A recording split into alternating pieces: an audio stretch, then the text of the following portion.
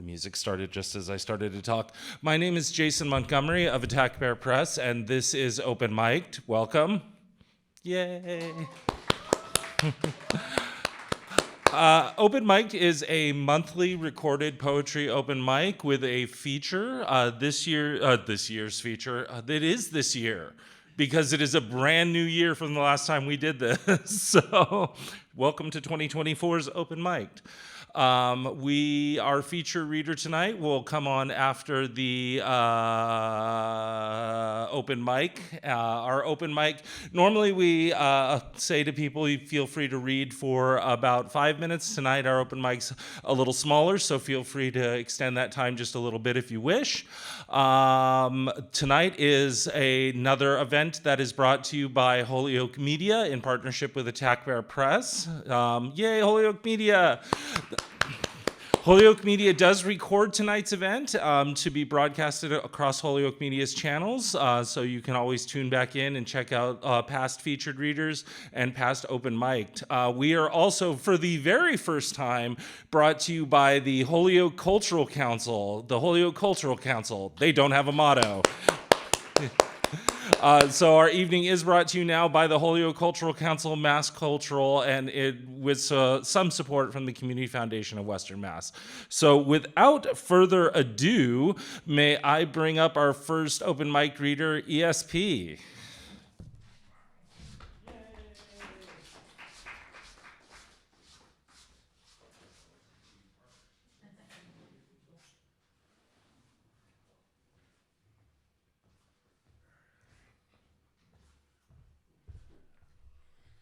Hello everyone, I'm Eric, or ESP. I'd like to share a couple poems with you tonight.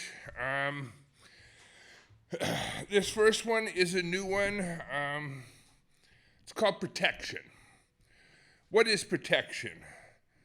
Protection is the plastic and styrofoam helmet on the head of a 5-year-old as they take that first ride without training wheels. Protection is the click of a seatbelt and an airbag undeployed. Protection is a safety harness that keeps you from stumbling off the roof. Protection is the blue vinyl gloves and surgical mask that keeps disease at bay. Protection is the auto insurance on your luxury sedan. Protection is the condom in the fumbling hands of an awkward teenage boy on prom night. Protection is the orange life vest you wear while fishing on the boat. Protection is the screeching smoke detector that rouses you from bed at 3 a.m. And protection is the soft embrace that lulls you back to sleep. What is destruction? Destruction is a bullet lodged in the spine of a 5-year-old who will never take that first ride without training wheels. Destruction is twisted metal and the stench of burning rubber. Destruction is 6 dead at a Virginia Walmart with a gun bought that very morning. Destruction is an assault rifle firing multiple rounds on 31 people in some quaint little Maine town. Destruction is Sandy Hook. Destruction is Uvalde. Destruction is an AR-15 in the fumbling hands of an awkward teenage boy on prom night. Destruction is your best black suit you wear to yet another American funeral. Destruction is the fear of sending your kids to school that keeps you up from your bed at 3 a.m.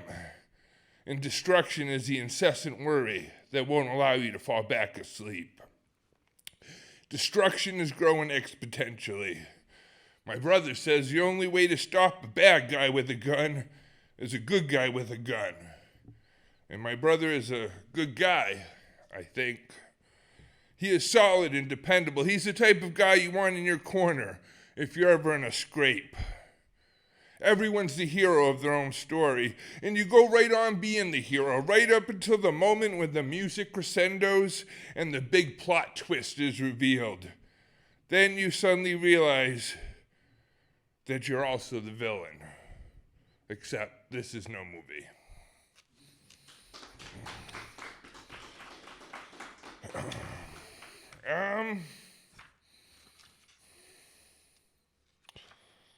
All right, this next poem I'm going to do, it's kind of intense, but I want to give you a little context to it. I work my day job. I work for a company called Open Sky Community Services, and I'm a residential counselor. And we help people with DMH things, DD side. We have a home for guys that have had brain injuries. And I can't talk specifically about the guys, but one of the ways you can get a brain injury is by having an overdose and not getting enough oxygen to your brain. So you can be walking around one day like you or I, just going about our lives, and then the next day you're in a bed or a wheelchair. You need somebody to help bathe and feed you. Life is pretty much sitting there watching TV, but even that, you need somebody to come and change the channel. This poem is called Coward. Pain, die, coward, cunt, die, ma! Trapped in a 6'3", 230-pound cell, muscles contracting, expanding, spasming, violent clonus, dirty bedpans, limbs useless. Pain, pain, die, coward, die! Cerebral hypoxia, draining catheter bag, anoxic brain lesions. Die, die, die, die! A threat, a curse, a request, a demand, a mantra, a prayer. On the bedside table, a pillow, soft, white, ominous, deadly, and fluffy. Pain, die, die, coward, cunt, die, ma! Eyes lock, intelligent eyes, smirking eyes, blue eyes haunting and pleading. Pain, die, die, coward, cunt, die, ma! Now a whisper, I love you, I love you. I slink from the room, knowing that again today, I am a coward. Pain, die, coward, die, ma! Thank you, guys.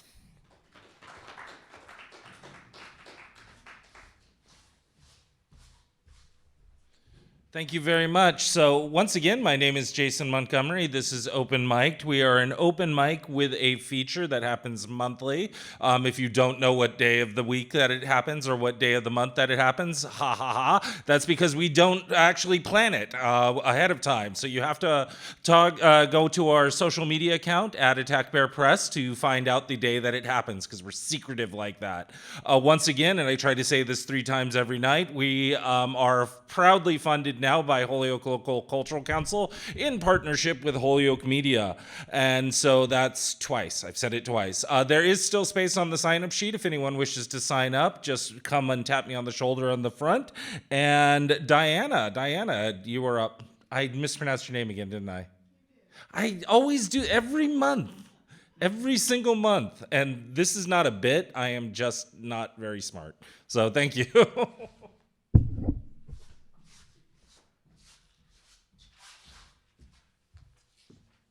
You've heard about silent eyes, but this is an eye that doesn't exist in my name. My name is Dana. I'm Dana Salisbury. Hi. So here are, I'm still not used to this. Here are 2 poems, one rather funny and one considerably less so. The first one is called Big Mitts. And this is a quote from someone else named Pema Chodron. As long as you're waiting to be thinner, smarter, more enlightened, less uptight, or whatever it might be, somehow you're always going to be approaching your problem with the very same logic that created it to begin with, that you're not good enough. That's why the habitual pattern never unwinds itself when you're trying to improve, because you go about it in exactly the same style that caused the pain in the first place. Here's my response. To hell with other people telling you how to live. They don't have the secret. They're worrying about all the same stuff you're worrying about. There are no winners. I ask myself what will make me happy, and the answer appears to be myself. Here is my prescription. Use your words. Avoid eating yourself into submission. Use a walrus whisker broom to sweep all this crap down the stairs. Talk to bozos and dodos only when you feel like it. Make up rules. Be a card and shuffle the deck. Beware of marked cards. Don't upset the apple cart. Pick your way carefully, don't fall in holes. Look up. Avoid road apples. Mix your metaphors. Kiss your children only when they want to be kissed. Otherwise, keep your big mitts off them.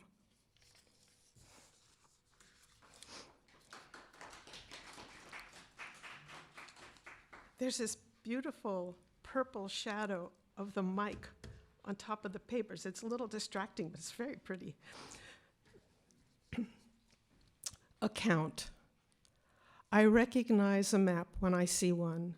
Study the ledger, note the kills, mark the past encampments. Gulls pluck and caw over unmoored outcrops of clotted meat, pits and craters, callous, blistered reds. Take a stand or scatter.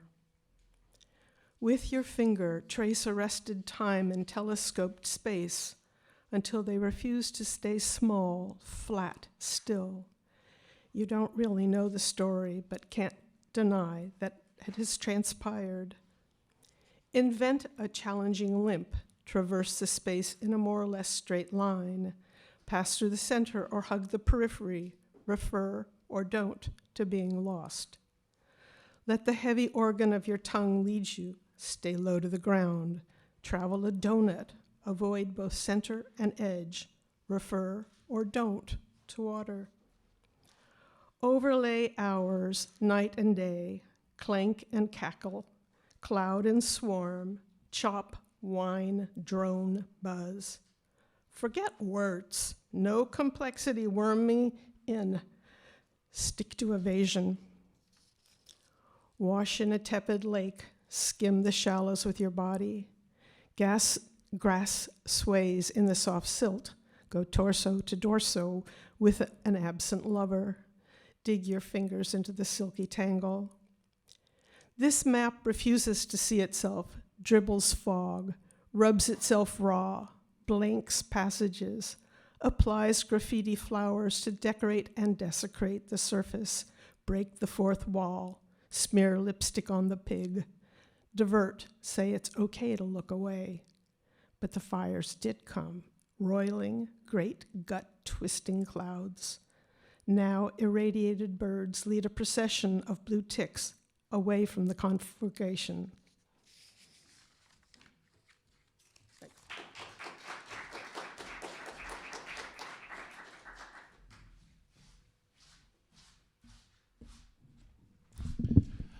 I promise you next month I will get your name right. So once again, welcome to Open Mic'd. Open Mic'd is a poetry open mic with a feature.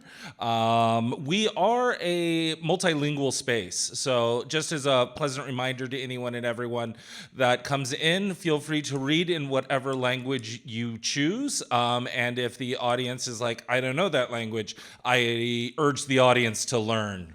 So, yay. Our next reader on the open mic is Brett. Brett.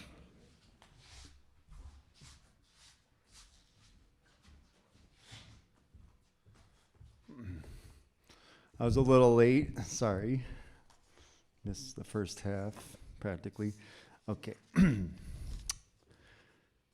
Eternal love story.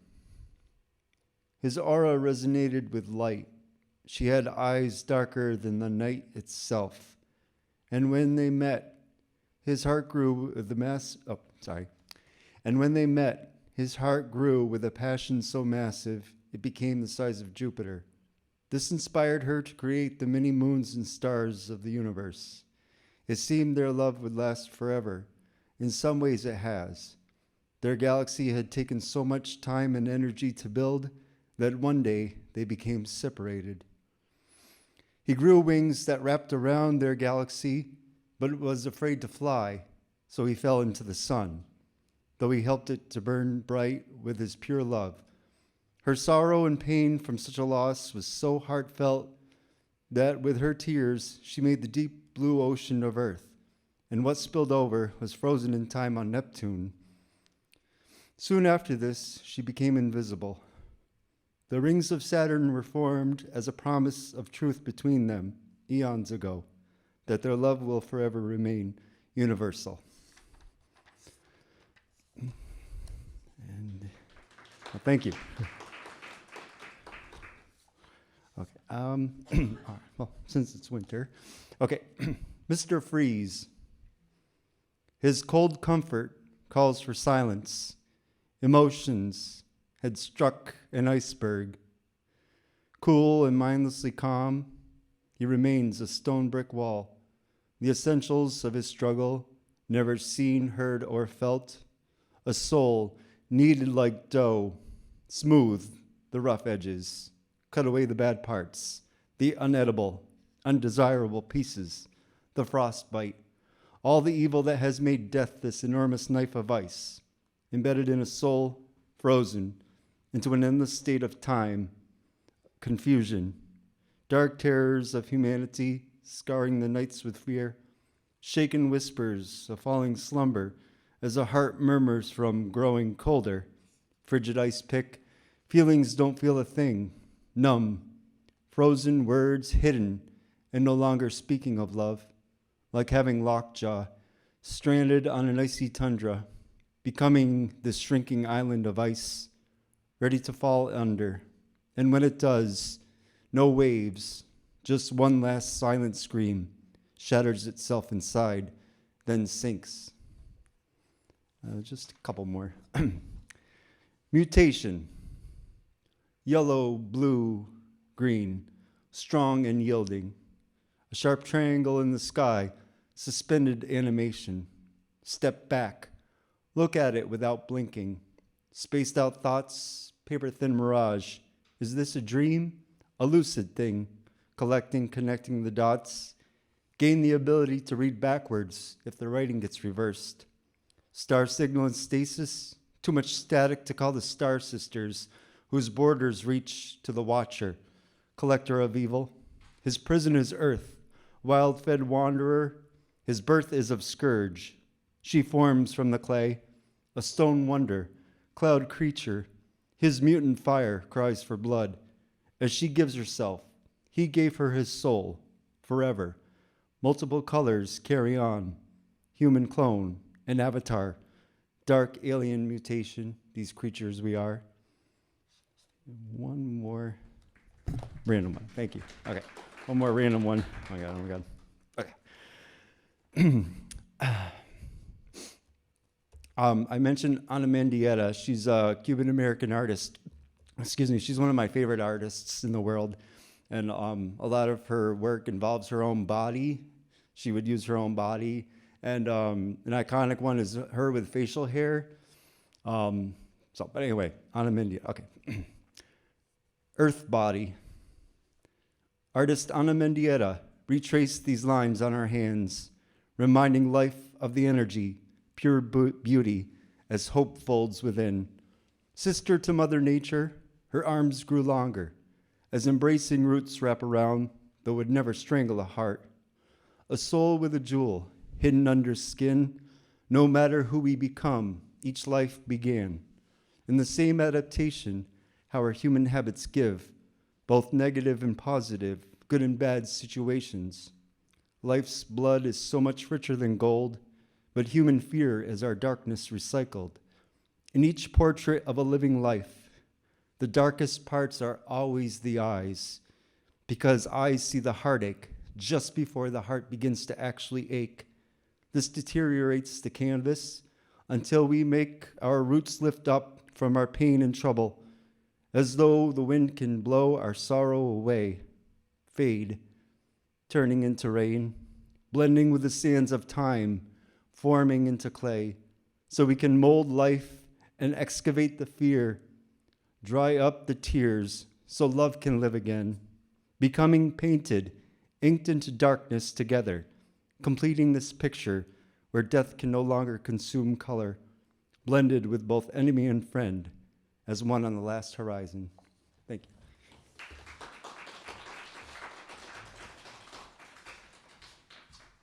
Thank you. So once again, this evening is recorded by Holyoke Public Media. If you have an issue with your work being recorded, please just let me know and we can figure something out. But it is recorded and rebroadcast across Holyoke Media. So it's a great way to go back and check out previous features. I think we've had 7 at this point. Dear God, we've been doing this too long. Next up is, I love all of the open mic readers, but I especially like to hear Bill. So Bill, come on up.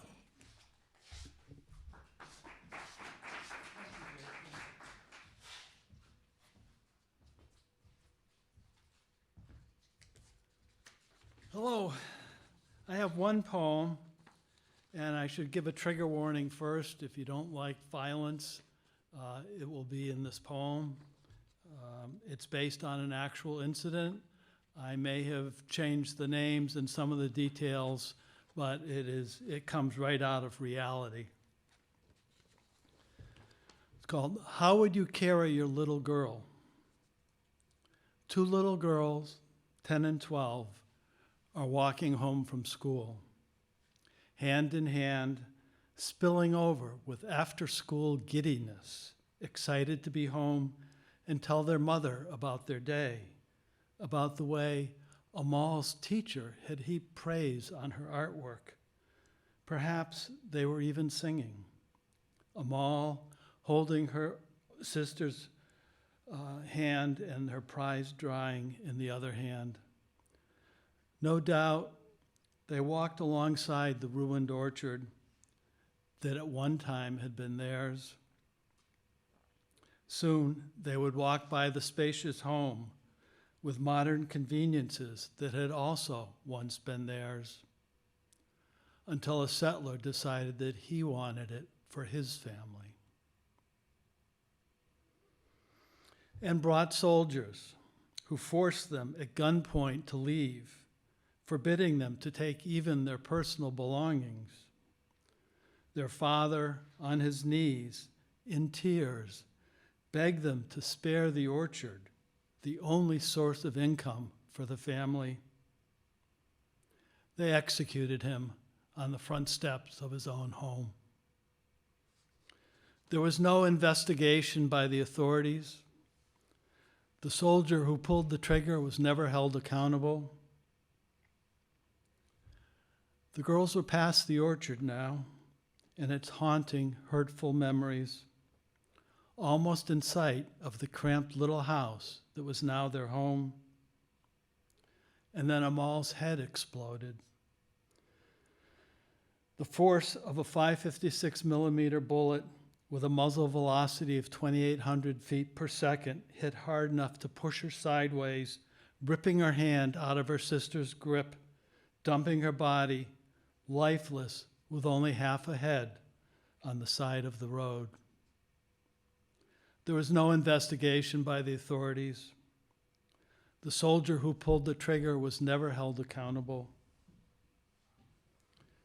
Perhaps for that soldier, it was simply sport, or a way to impress his new sergeant with his skillful marksmanship.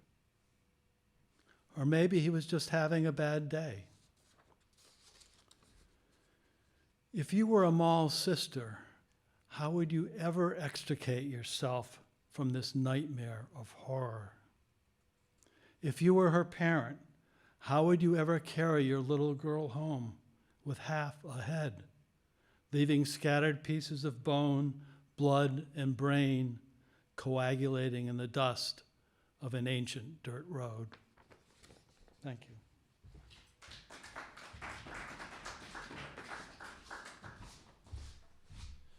Thank you, Bill.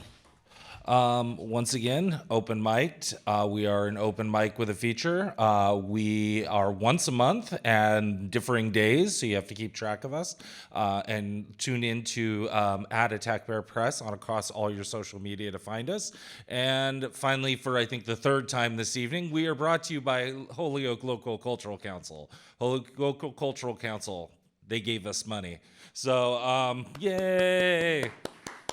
No, but seriously, it is a great thing to know that our featured readers get paid due to these grants, and that a little bit of our time and effort is funded. So thank you to Holyoke Local Cultural Council, seriously, from the bottom of my heart.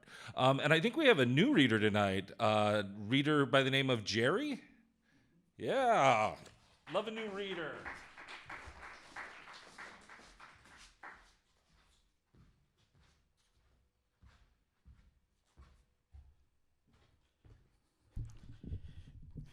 Yeah, it's always good to be in Holyoke. Yeah, I lived and worked here for a spell back in the last millennium.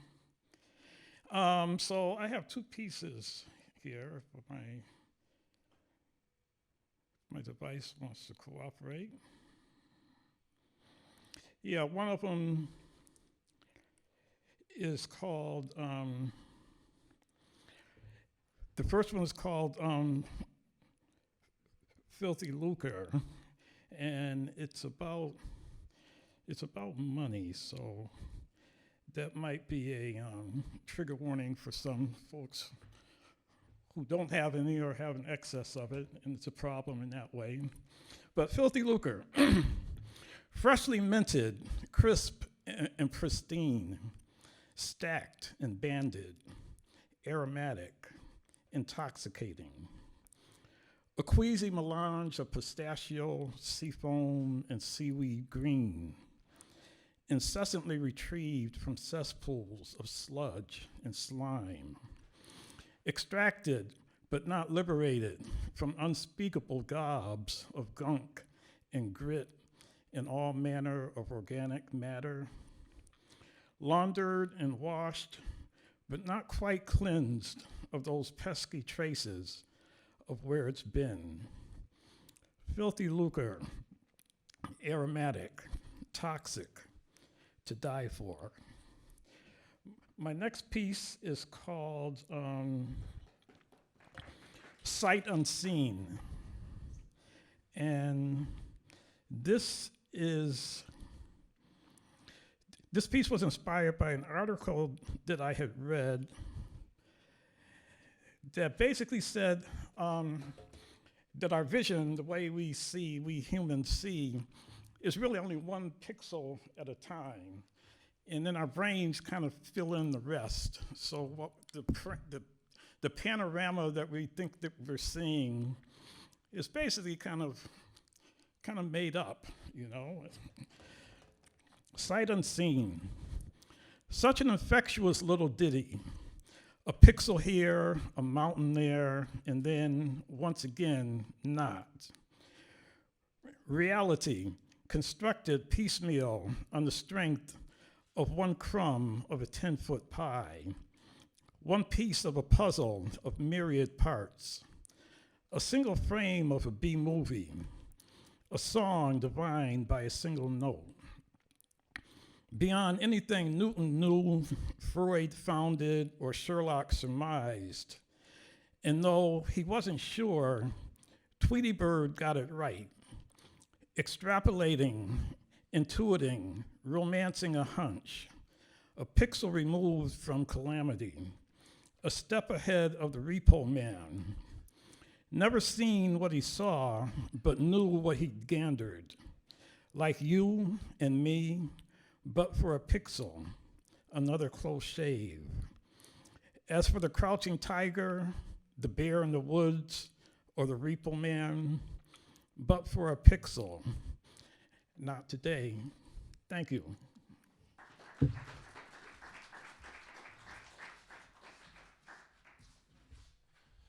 And so that concludes our open mic for the evening, unless we have any last minute people who want to jump up and read. Looking at all of you in the audience. looking at you specifically. One of these days, I'm gonna get you. I'm gonna get you if you come here. So once again, finally, we are open mic. We are open mic with a feature that happens monthly here at Holyoke Media. We are a recorded event. We're proudly sponsored by Holyoke Local Cultural Council, along with Mass Cultural Council, and a little bit of money from the Community Foundation. This is also the moment where I'm like, oh, can I read a poem? Like, you have a choice but to listen. So I'm gonna read a poem before I bring our feature up.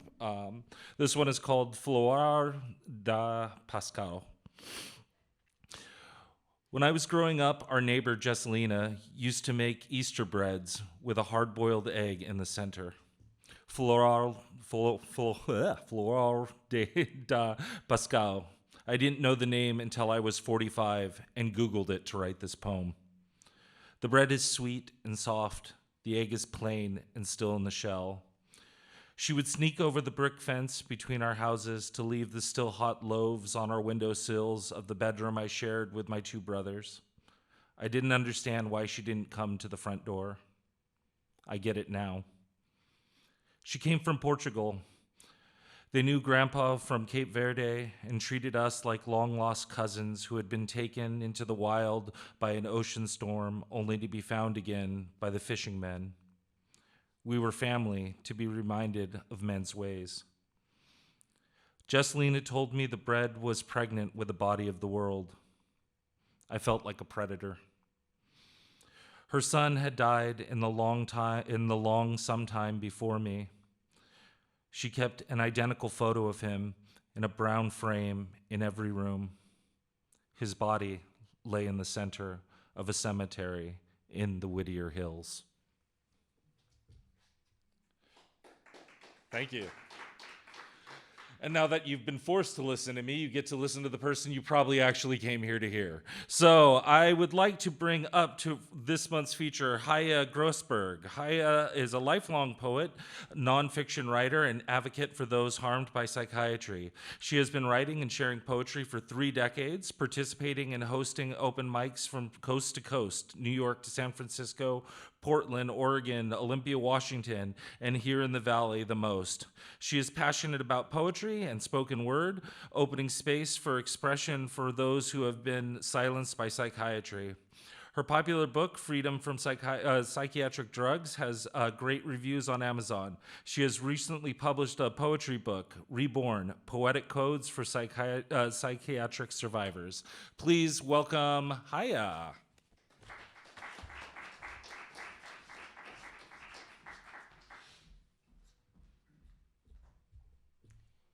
Thanks. See how this works. Maybe not. Hi, thank you for having me. And this is my new book, Poetic Codes of Reborn, Poetic Codes for Psychiatric Survivors. I've actually been writing these poems for many years. So some of them are much older, some of them are more recent. I guess I'll just start by saying one thing before I start the poems is that the first half of approximately, or the first part of the poems were actually written when I had a psychiatric drug fever. When I was 21, I was on 7 different psychiatric pharmaceuticals, and I was bedridden and had a drug fever. And some of these poems were actually written during that time, which is why this book is called Poetic Codes for Psychiatric Survivors. Because a lot of that poetry came to me in a way that was encoded, I would say, because I was in sort of a trance state. So this is one of those. Imagine a very dark room. Imagine a very dark room. In it, imagine a fire in a fireplace. Each thing has its place.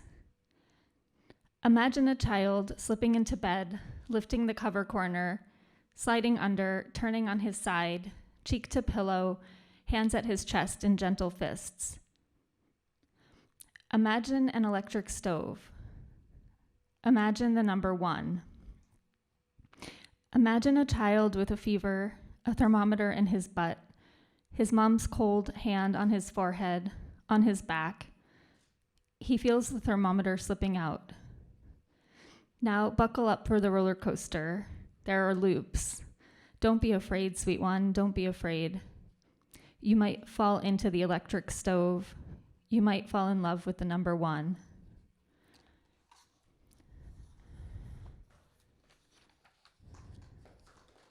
Just make sure I get this a little higher. Okay. This is called Want. Now things are well. They want to know about my journey. Were there rocks? Were there diamonds? How did you sleep on the slants of hills? All I have in my pockets is quiet, I say, and open my hand to their ear, to their footsteps. They want to eat chocolate with me and dance. They don't know what these things mean to me. If you step on a rock, get a degree in diamonds, you must hold their weight strong in your ear, in your footsteps. The world is full of brown and retreat, purple and history, clear and mystery. The world is full of Snickers bars and ballerinas, hospital potatoes, wheelchairs, writing and waiting, and watching people work with the wonton of want. It's been called a wrestle and wonderful. I haven't been waiting. I haven't been watching. I wrinkle at the wonders, which has been called a withdrawal. I call it a wrap, a wash.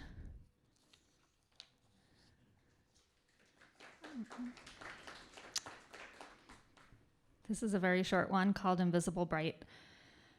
With invisible strength and dull knives under a bright light, I carve spaces for invisible strength, dull knives, and a bright light.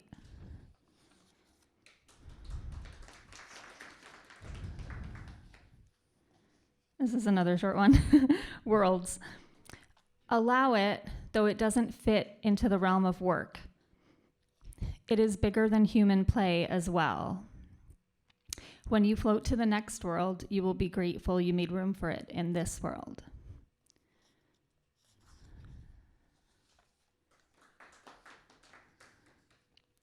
Another short one.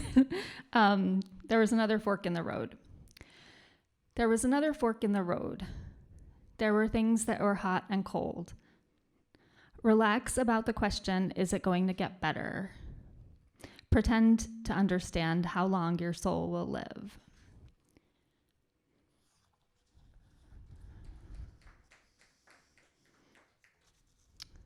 I might skip this one. Go back to the one.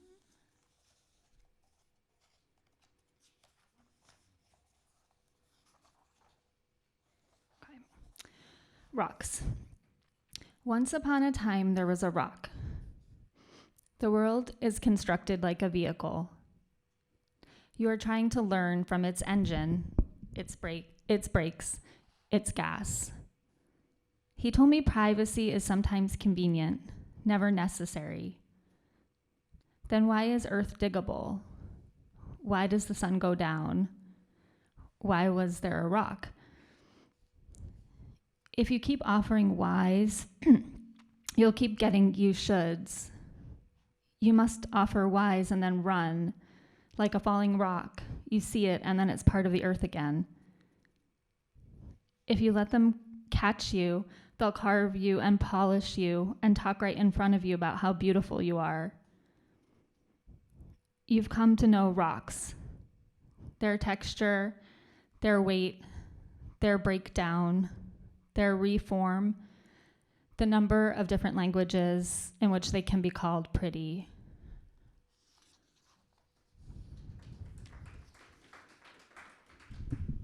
This higher. Okay. When they find you. I met a dog in my dream once. He told me life is fire. He told me I had one foot on the edge of something. He told me silence would always come back. I found a garden. I wasn't sure what I had one foot on the edge of, so I put the other foot on a flower.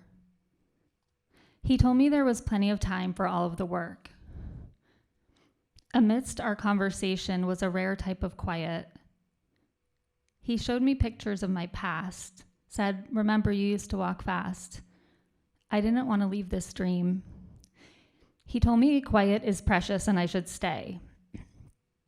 I invited him into the garden. I had something to tell him. I took one foot off the edge of something and the other foot off the flower and sat down. You're luckiest when you don't find these things, I said. You're luckiest when they find you.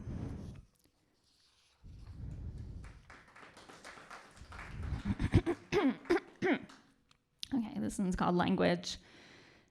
Here I am. I've been traveling. Look inside my feet and you'll find time, blood, veins, and bones. Listen to my heart and you'll hear it beating as it did some countries and rivers ago. In trying to speak, it speaks. The first few countries, I was amazed.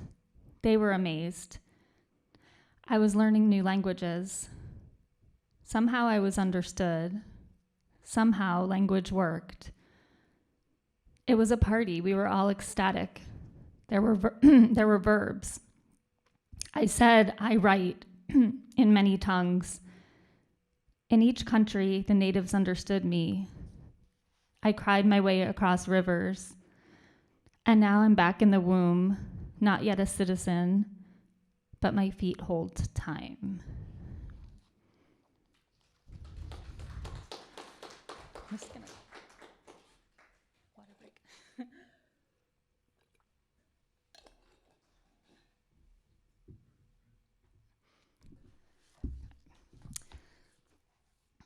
Okay, the ancestor. Blue hour sky. Are my ancestors really animals with more hair than the ones I know? Did the moon really set on the horizon so low? 2 white birch trees on either side? Are my ancestors the trees or maybe the horns? Whoever they were, light shined down on them, guided them, protected them, just like it does me. Winter on the ground, summer in the sky. Whoever they were, animal, plant, or human, they were humble, peaceful, and scared.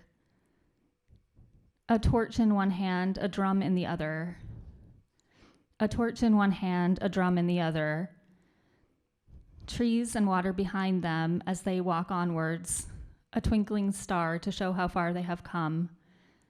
How far they have come, how very far, how long the walk was. Bracha walked from Israel to Poland, children on her back, a torch in one hand, a drum in the other. I have a torch to light my way, I have a drum to hold the beat. Sun sets at midnight tonight, where my ancestors shine their mysterious rays through me, like they know everything. Limits, my ancestors knew none.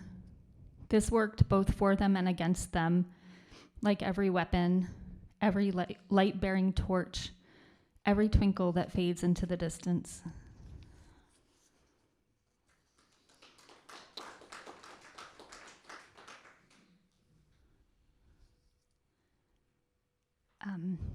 This is called Our Celestially Marinated Duet. Less than full moon time, a sliver, so silent, we may as well be dressfully, godfully scared of tiny Nila wafer-colored dogs and claws and scratch, scratch, scratch through doors and shyness and turns from cigarettes and blankets to keep us from getting wet and another sheet with music for our celestially marinated duet, our marionette duet, our performance when things are dry and free, our doorways lined up 1, 2, 3, our planet that we like to take in the form of trees and freeze with the branches. All winter we are ice, all summer we are stream, all spring we are noise, we are music that sounds like a convulsing man. We are an organ that knew melody how to plan. We are magicians, and underneath our hats are rats. We are Rockland County and we are Pittsfield, Mass. We don't engage in conversations. All we do is teach a math class to dolphins so they'll know just how to shake, so they'll know we are awake and will hammer tables and rules into their backs so they'll be filled with metal jacks and give humans the coats off their slippery backs. We have waited for treaties one by one. We have argued with thick spines 2 by 2. We have tangoed with elephants in the park. By now the sky is dark, so it's time to view the spark from our little bench in the sea that will mysteriously find itself in the stars with a colony of guitars. God bless our souls on the way to meet their spines.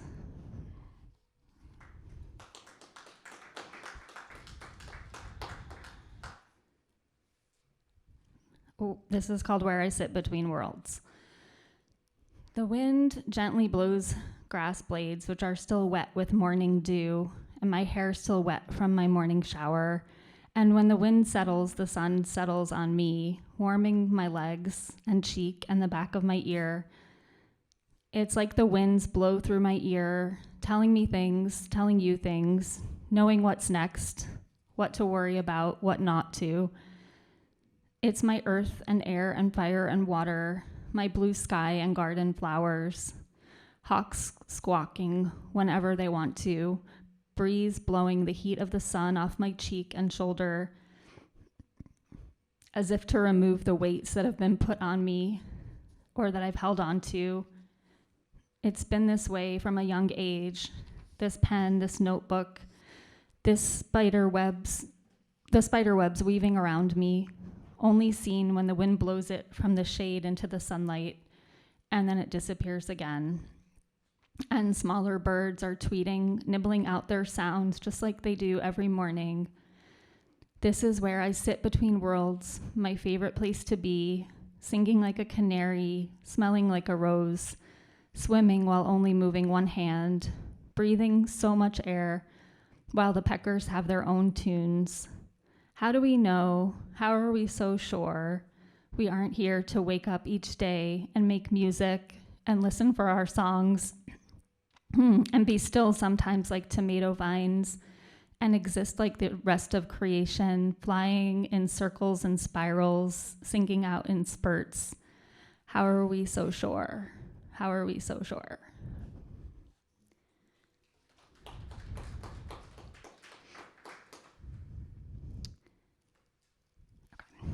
This one is called Everything Leaves. The process of dying is so colorful, the plight of falling, the journey of change, from new to crumbling, from fresh green and shining to a skeleton. The process of dying is more beautiful even than birth, in its variety of colors, its seasons of wilting, its times of being bright with agony, speckled with the unknown, always in process, dying. Bright and beautiful, sad, willing to journey away from perfection, away from the pure self, to the collage of idiosyncrasies, the melting pot of disasters, tragedies, celebrations, successes in the name of a life headed towards death, lush green, ever transforming to bare bones and branches that have their own story to tell, that never went anywhere all along, whispering their reason for existence without moving or changing, while being a skeleton for the myriad of colors, tears, raindrops, snow shelves, everything. The dark green of things is painful as it shifts, reminding us ever so slowly what care is, reminding us of the constancy of all things, whether life or death, whether being born or dying. There is always a color of some kind. There is always something speaking its own language. There is always a dream in everything. Always something too beautiful to grasp with a pair of eyes. Always something going by unseen, something being missed. But everything that dies was once born. Everything old and tired was once young and fresh and fertile with brightness, as its own beauty passed it by. Too much to see all at once with such young eyes, such a young heart. It's only as we age we can see and feel this changing, this weight of difference, this sadness at missing some things in order to preserve others, this sacrifice we must make of releasing moments gone by to be present for even 1 second, as life pours gifts all over us and opens up space for just that second, and opens our hearts to everything sometimes, so we can see the changing of colors and remember everything leaves.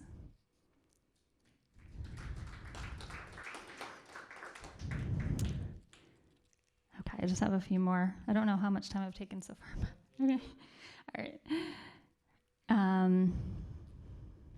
Okay. Who you think you are and who I think I am is similar to wind and trees.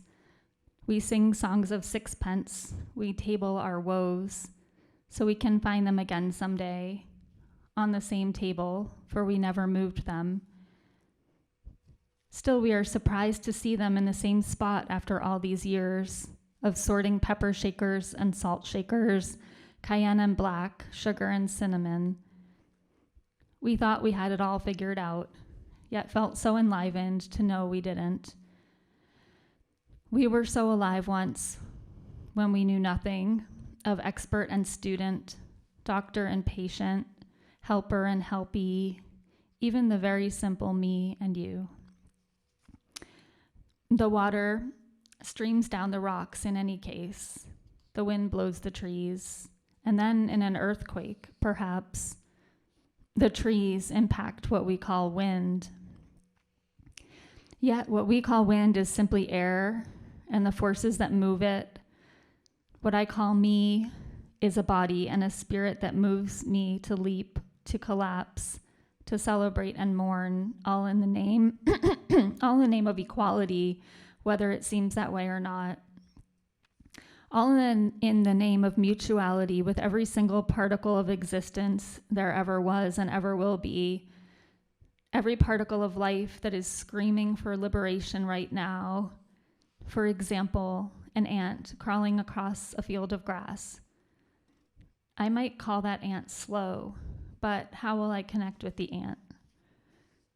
By watching, suspending my agenda, and knowing that the spirit of the ant has value, is a gift for its existence alone. It is existence right now that liberates some cells in my heart, some ineffable parts of me, etheric, ethereal, and for me the most real. For the ether is more expansive than the earth, and doctor, patient, helper, helpee, expert, student are figments of our collective imagination. As we circle around our very own version of an ant farm, or so it may look like from above or afar.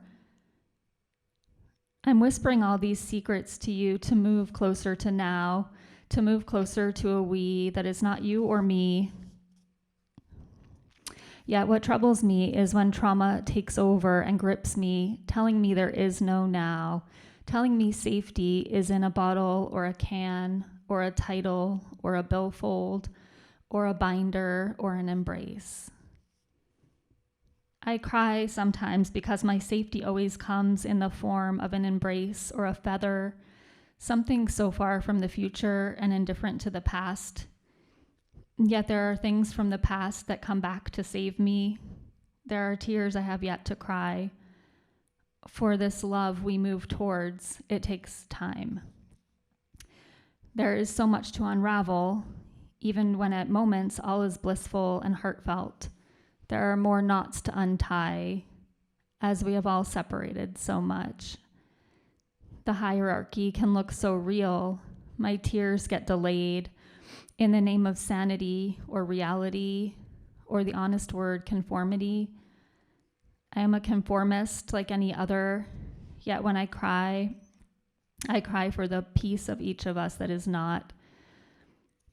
Connection is this insanity, this wildness, madness, if you will, this love that will not stop at anything and knows the we I yearn for when I play any role, when I sing any song.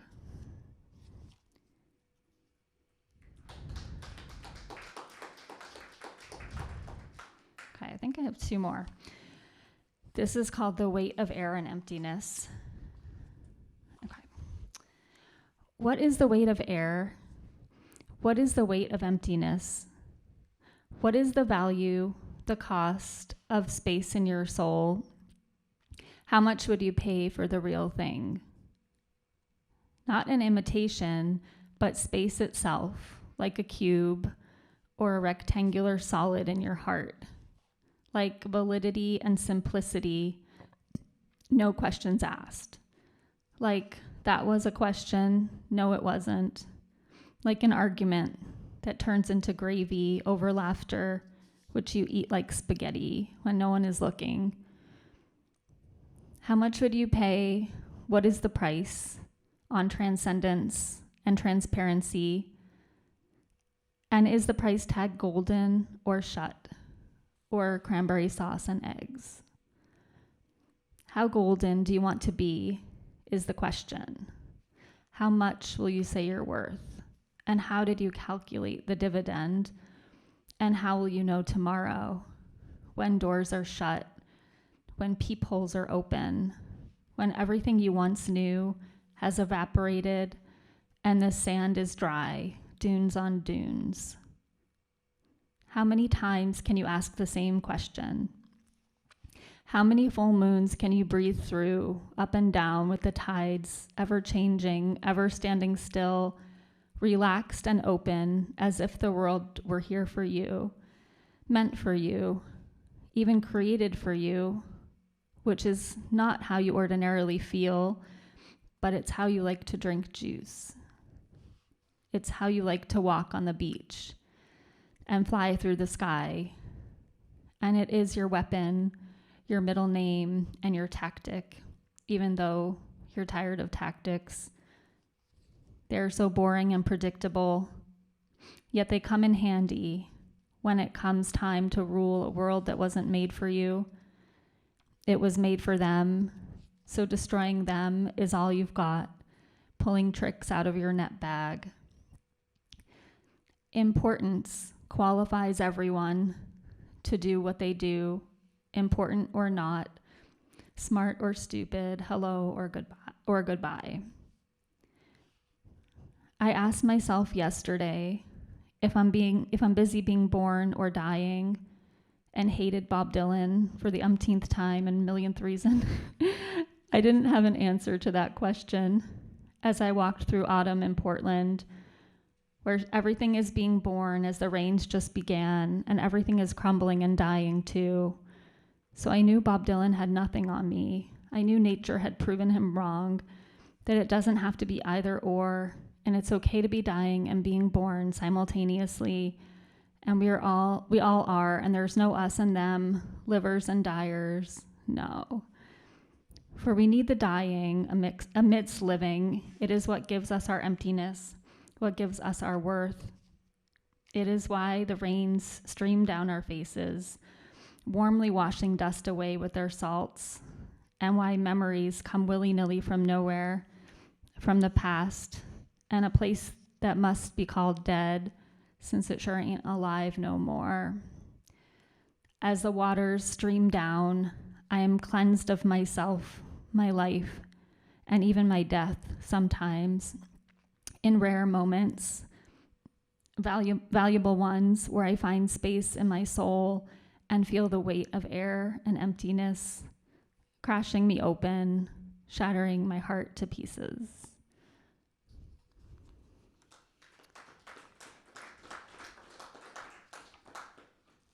Okay, this will be the last one. This is called Next Time. Sometimes you see an orange thing and it will scream at you before you think of your voice range and how it would feel to play a team sport or juggle bricks of cheese, since happiness came to you all bottled up and hot with aimlessness, but frozen, since all things freeze when cold. Dreaming you called your brother to fantasize on rings of dust and howls of coyotes in the rainforest. And you are trying to be bold. You keep saying that like a misfit or a solid ravioli. You tumble around with excuses and handsome owl faces, but underneath your suit and tie, you are more of a skateboarder than a you or an I. Yet capital letters haunt you in your slumber. Your eyelids fall heavily down to rest. Next time, you plan to hold on longer before weeping, before allowing summer in, before being practical, before allowing eyewitnesses, before misplacing your worries and cares, before being stoic and manly, but to hold on less before diving into the deep blue sea. Thanks.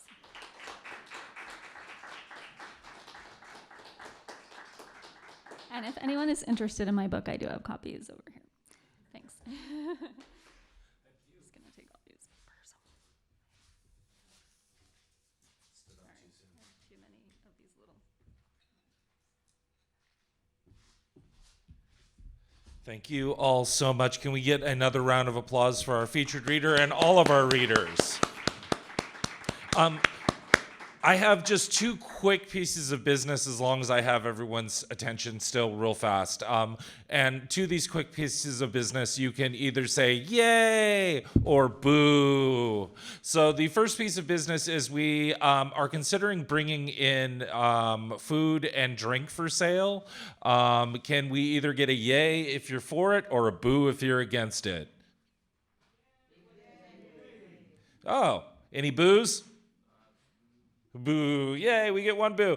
So we will start bringing in food and drink. It probably will not be on our next open mic, but the following open mic, we will have food and drink available for sale. The final piece of business is we were asked if we would consider hosting a slam, a poetry slam here. And if we are interested in taking part in that. This would probably not be until June, but can we get a yay if you're for it? And a boo if you're against it?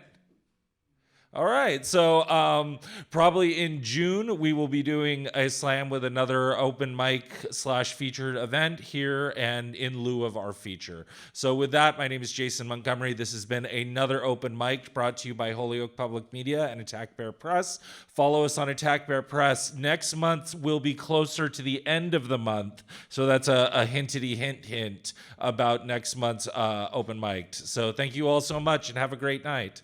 Do, do, do, do, do.